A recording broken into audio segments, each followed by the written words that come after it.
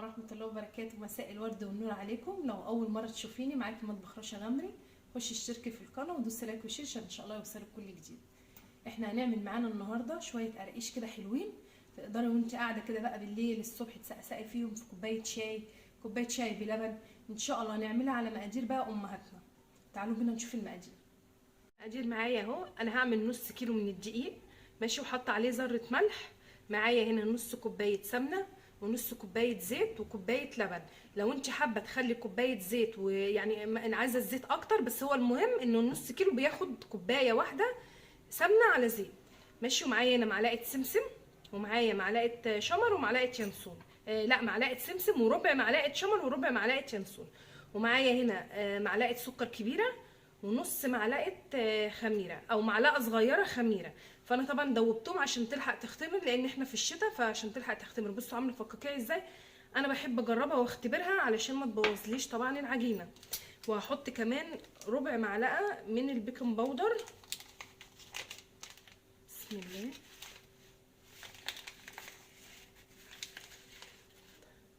ربع معلقه من البيكنج باودر.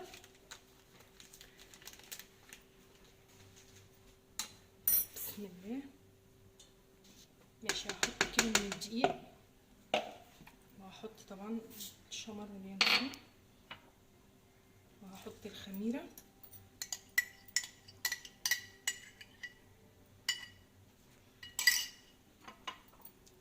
وهحط السمنه.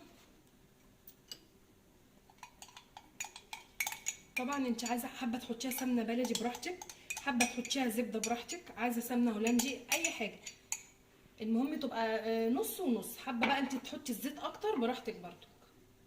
وانا ان شاء الله هحط لكم في صندوق الوصف مقادير الكيلو والنص كيلو. انت بس حضرتك بتدوسي على العنوان بتاع الفيديو، بتلاقي صندوق الوصف مكتوب فيه المقادير كلها. بسم الله. طبعا انا مش هعجن بميه خالص، هو بلبن هتبقى احلى. يعني انت مش حابه اللبن، ممكن مكان كوبايه اللبن دي تبقى كوبايه ميه، وطبعا حسب برضو الدقيق بتاعتك، ممكن الكوبايه كلها ما تتاخدش. بسم الله.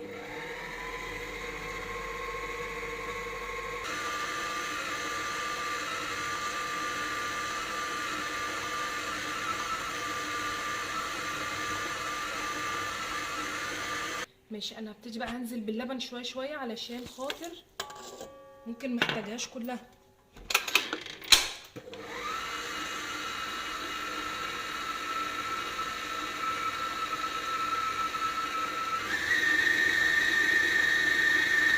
طبعا هو ممكن لو ما عندكيش عجان عادي بتتعجن خالص على ايديك بكل سهوله، يعني مش شرط يبقى فيه عجان.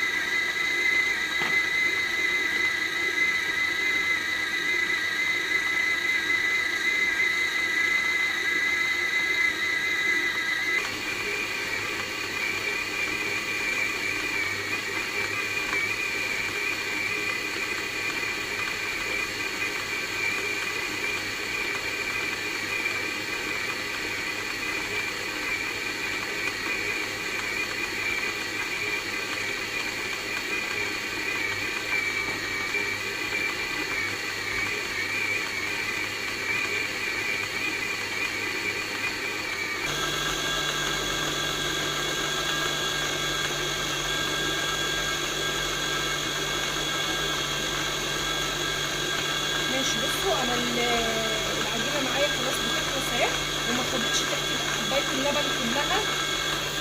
ماشي، يعني ما خدتش كوبايه اللبن كلها، عشان كده بقول لكم حسب دقيقتكم. يعني ممكن الدقيق ياخد كوبايه كامله، ممكن ما ياخدش.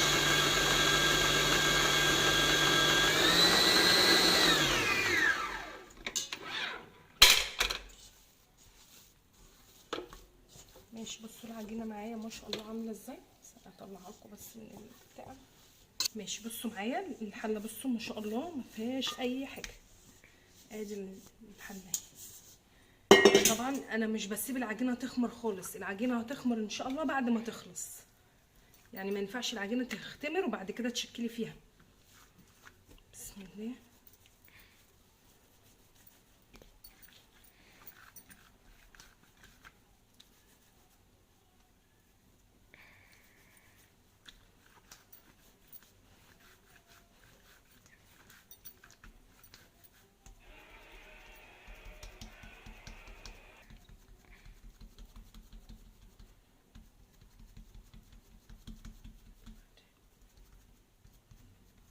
طبعا بقى السمك اللي انت عايزاه، يعني بتحبيها مثلا تخينه، بتحبيها رفيعه. انا هقطع دي كده علشان دي رفيعه شويه.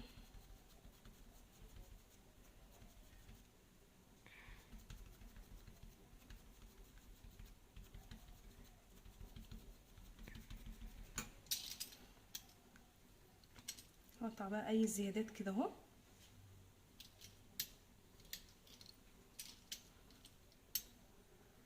بالشكل ده كده.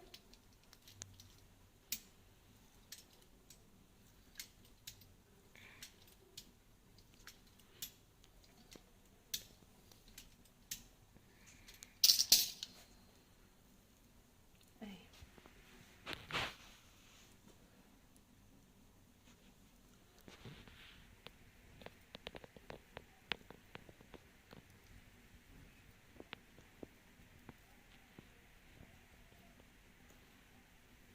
طبعا بعد ما اقطعها كلها كده انا هسيبها بقى تخمر لمدة ساعة، وبعد كده هنسويها.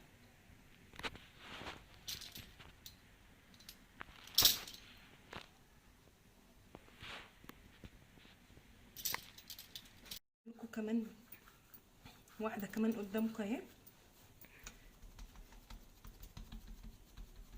برضك انت بتبططيها السمك اللي انت حباه.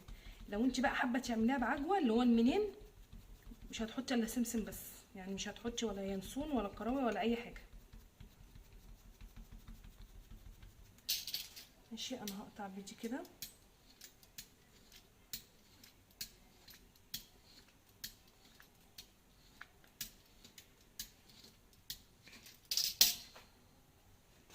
ممكن دي اسيبها لان دي جايه بالجنب كده اهي. بصوا شكلها اهو.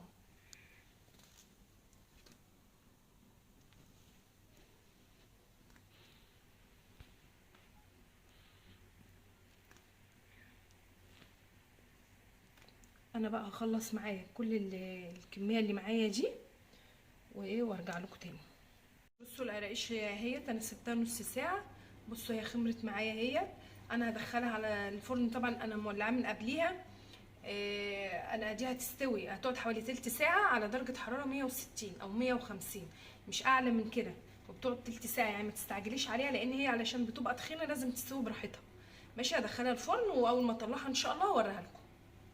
القراقيش طلعت معايا من الفرن.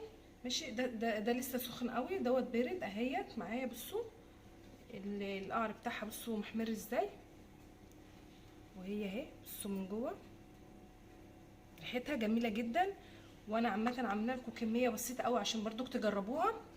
ان شاء الله تجربوها بالمقادير دي وهتعجبكم. وبعد ما تبرد خالص في اي علبه بلاستيك كده هنحطها وتحتفظ معاكم بره عادي شهرين في الشتاء، لكن في الصيف بتقعد حوالي شهر.